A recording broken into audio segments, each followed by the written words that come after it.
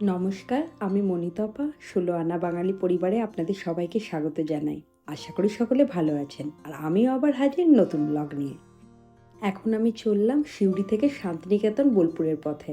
বোলপুরে আমার মামার বাড়ি। মায়ের কাছে থাকার দিন আমার শেষ।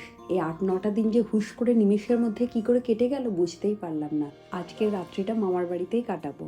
কাল সকালবেলাতেই আমার ট্রেন বোলপুর থেকে। মাকেও সাথে নিয়ে নিয়েছি। আমার দুই মামাই বোলপুরে থাকেন পাশাপাশি। সিউড়ি থেকে বোলপুর মোটামুটি ঘন্টাখানেকের রাস্তা। এই দুপুরবেলায় পৌঁছেই খেয়ে দিয়ে বেরিয়ে পড়বো, একটু দোকানে যাব। দেখেছেন সবাই পিকনিকে চললো। এই পৌষ মাসে বনভোজন তো এখানে বিখ্যাত। ছোটবেলায় তো অনেক যেতাম, এখন সেই পুরনো স্মৃতিগুলো মনে পড়ে গেল। আমাদের পৌঁছাতে পৌঁছাতে বেলা হয়ে যাবে, তারপর খাওয়া দাওয়া করে একটু দোকান বাজারে বেরোবো। এই সময় জানেন কয়েকদিন আগে শেষ হলো শান্তিনিকেতনের মেলা, কিন্তু ছেলেটার শরীর খারাপের ভয় নিয়ে আর এলাম না মেলাতে। একসময় তো খুবই যেতাম। আমাদের গাড়ি ছুটে চলেছে বীরভূমের লাল মাটির রাস্তা দিয়ে। চতুর্দিকে দৃশ্য কি অপূর্ব। এখন বিকেলবেলা হয়ে গেছে, আমি চলে এসেছি শান্তিনিকেতনের রাস্তার ধারে যে দোকানগুলো থাকে সেখানে। মেলাতে তো আসতে পারিনি, তাই একরাশ মন খারাপ ছিল ঠিকই, তবে ভাবলাম সত্যি অত দূর থেকে এসেছি, তারপর এতটা রাস্তা আবার ফিরে যাওয়ার আছে।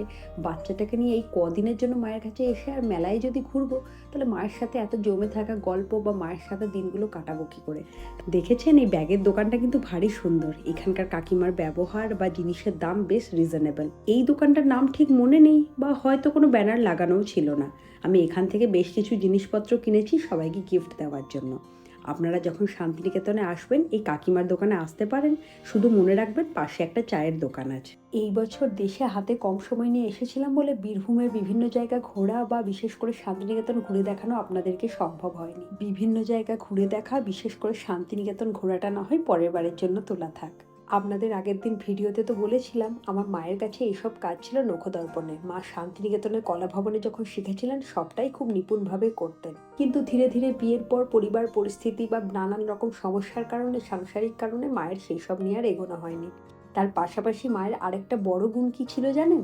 মা ভীষণ ভালো ব্রাইডাল মেকআপ করতেন। বিশেষ করে কপাল আর গালের কলকাটা দারুণ বানাতেন যে কোনো মানুষের বিয়েতে। সেই জন্য প্রায় আমাদের প্রতিটি প্রতিবেশী বা আত্মীয় স্বজন সকলেই মায়ের হাতে সাজতে পছন্দ করতেন।